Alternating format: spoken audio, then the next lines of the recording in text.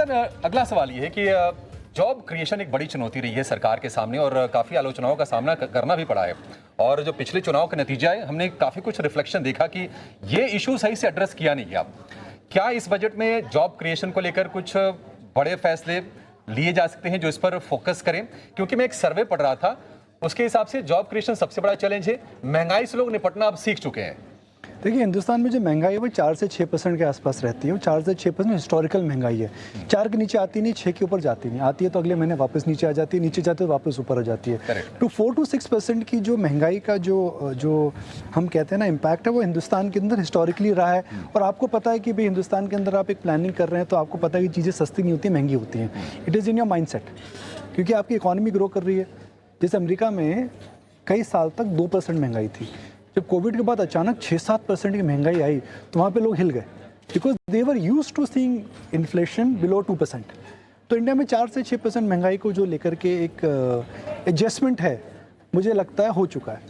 You know, it's like saying that आप summer के अंदर जाते हैं तो आप 5-10 मिनट बाद एडजस्ट कर लेते हैं अपने बॉडी को, टेम्परेचर को लेकर के। तो महंगाई को लेकर के मुझे नहीं लगता है कि बहुत ज़्यादा इस समय कंसर्न है। अनएम्प्लॉयमेंट हमेशा कंसर्न रही है और आज भी कंसर्न है और अब बड़ी कंसर्न हो रही है। इसका प्रमुख कारण ये है कि हिंदुस्तान के अंदर स्किलिंग नहीं हो रही है। अब आपको मैं दोबारा उदाहरण वही देता हूँ, 40% of the population directly indirectly is dependent on 20% of the GDP। तो उसके अंदर तो पर कैपिटा कम ही हो रहा है, बिकॉज GDP कॉन्ट्रीब्यूशन आपका कम हो रहा है और वहाँ पर अपस्किलिंग नहीं हो रही है।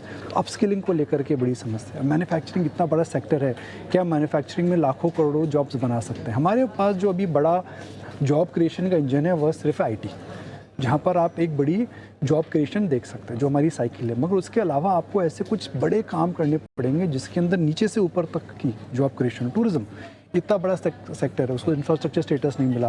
कितनी जॉब्स क्रिएट कर सकता है टूरिज्म, डायरेक्टली और इनडायरेक्टली? महाकुंभ की पिक्चरें देख रहे हैं, हम रामलला की पिक्चरें देख रहे थे। कितना बड़ा इसमें जॉब क्रिएशन हो सकता है। रिलीजियस टूरिज्म बोले, इनडायरेक्ट टूरिज्म बोले, आप उसको रॉयल टूरिज्म बोले, आप उसको यूथ टूरिज्म बोले, बड़ा जॉब क्रिएशन हो सकता है। मैन्युफैक्चरिंग बड़ा जॉब क्रिएशन हो सकता है, बिकॉज चाइना से मैन्युफैक्चरिंग शिफ्ट हो रही है। सिमिलरली मुझे लगता है कि स्किल्ड फार्मा, क्योंकि आपके पास स्किल है, स्केल है, टाइम है और जगह है, आप बड़ा कर सकते हैं। Infrastructure, technical infrastructure, not just putting roads, not just making small bridges, technical infrastructure, उसके अंदर आप काफ़ी जॉब क्रिएट कर सकते हैं। तो मुझे लगता है सरकार को पुश देना पड़ेगा।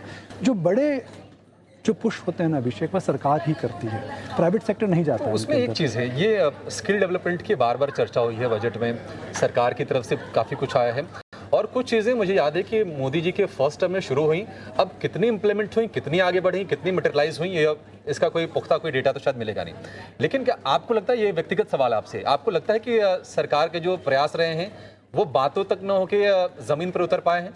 देखिए, हर खबर को एक अच्छी खबर और बुरी खबर, यू नो, जैसे एक every story has a good and a bad side. The good side is that intent है, एफर्ट है, मगर bad thing is that outcome नहीं हुआ है, सेटिस्फैक्ट्री आउटकम नहीं है।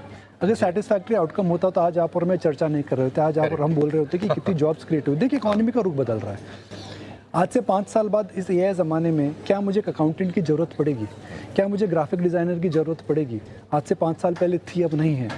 क्या उस इकॉनमी में ऐसे नए जॉब्स क्रिएट हो पा रहे हैं जो कि फ्यूचर रेडी इंडिया को हो रहे हैं? हम अगर विकसित भारत की बात करें तो विकसित भारत की जो नीड्स रहेंगी वो एम्प्लॉयमेंट में बड़ी डिफरेंट स्किल्स रहेंगी।